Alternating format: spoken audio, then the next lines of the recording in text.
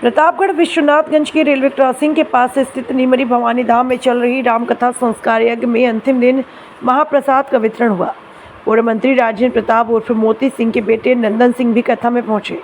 नंदन सिंह ने कथावाचक सच्चिदानंद त्रिपाठी से आशीर्वाद लिया।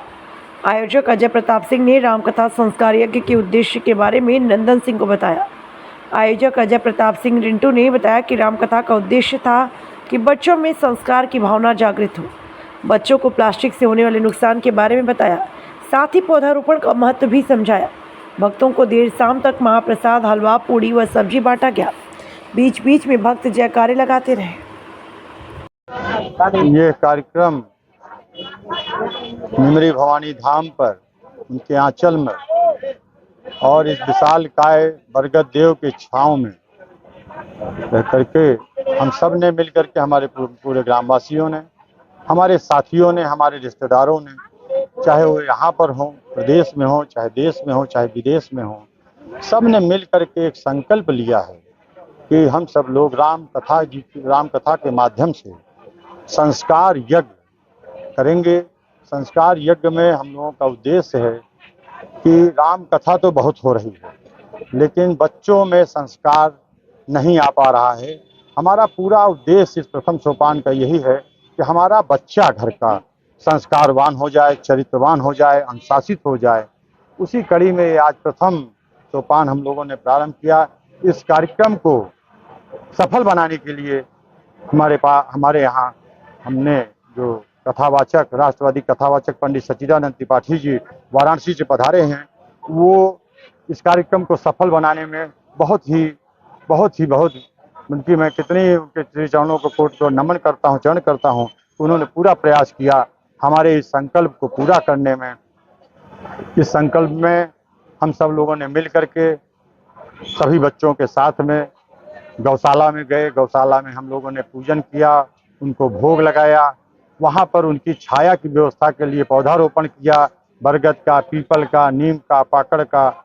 और वहाँ से जा करके फिर बकुलाही नदी में जा करके कलश में जल लेकर के कलश यात्रा किए, संकल्प लिए। 25 बिंदु का हमारा संकल्प पत्र है जो रोज पढ़ा जाता रहा। और इस कथा का, इस संस्कार यज्ञ का इतना परिणाम आया कि हमारे कथावाचक के साथ में जो संगीत पे आए हुए थे वो सब चाय पीते थे, चाय पीना छोड़ दिए, सब काढ़ा पीने लगे गिलोय डाल करके। सुरती और तंबाकू खाते थे, गुटखा खाते थे, सबने बंद कर दिया। हमारे इस गांव के श्री राजेंद्र प्रताप सिंह जवानी काका जी पान में तंबाकू मिला खाते तो उन्होंने बंद कर दिया, लौंग इलायची खाने लग गए। हमारे घर की बेटियों ने जीन्स का पैंट पहनना बंद कर दिया, सबने भारतीय परिधान अपना लिया, सलवार सूट अपना लिया। बहुत भूर पर बच्चों ने, छोटे छोटे बच्चों ने अपने अपने माता पिता के चरण प्रातः काल उठ करके अपने अपने पूरे परिवार के चरण छूना शुरू कर दिया। इस कार्यक्रम को बहुत ही हम लोग मान चलते हैं निमरी भवानी माई धाम का। और इस बरगद देव, विशाल काय बरगद देव की इतनी कृपा बनी, श्री हनुमान जी की इतनी कृपा बनी, पूजनी माता पिताजी की इतनी कृपा बनी, हमारे शुभचिंतकों के, हमारे दोस्तों के, रिश्तेदारों की, नातेदारों की, दोस्तों की इतनी कृपा बनी। ये कार्यक्रम आज मैंने इसको सफल घोषित कर दिया, सफल हुआ। हम भारत में रह करके 0.0 की प्रथा को आगे बढ़ाएंगे। अगर सुधार दशमलव में होगा, शून्य में होगा, 1% में होगा, 2% में होगा, 3% में होगा, तो जो मेरा नारा है, मैं सुधरूंगा, घर सुधारूंगा, इसमें मेरा एक पूरा परिवार खड़ा है, सब साथ दे रहा है, सब अपने अपने में सुधार कर रहे हैं, अपने अपने ढंग से कर रहे हैं।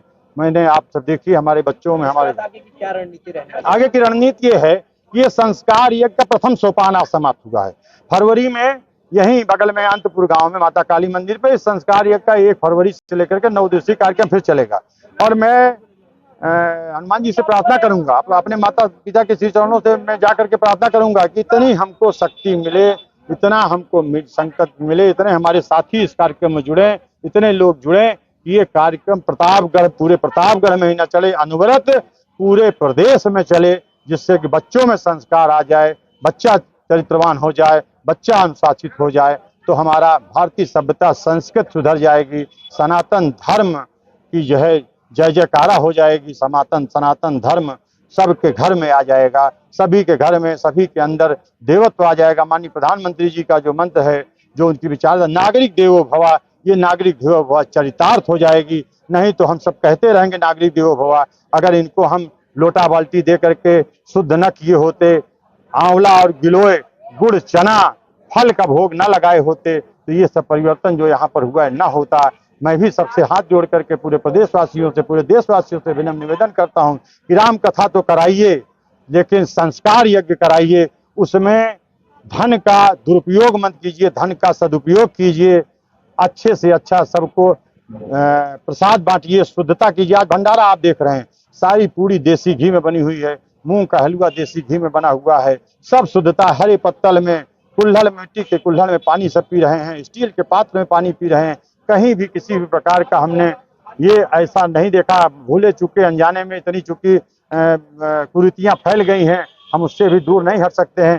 फिर भी बहुत ही हमने प्रयास किया है कि हमने बैठाल करके भोजन कराया है। सब हमारे देवी देवता हैं, सब मेरे देवतुल्य हैं। इनको मैं भोजन, इनको मैं प्रसाद अगर शुद्ध कराऊंगा तो हमारे जो देवी देवता यहाँ बैठे हुए हैं मूर्ति के रूप में, वो प्रसन्न हो जाएंगे कि आपने साक्षात देव को भोग लगा दिया।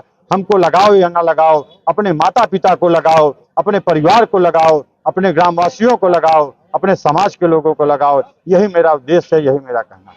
क्या नाम है आपका? अजय प्रताप सिंह रिंटू।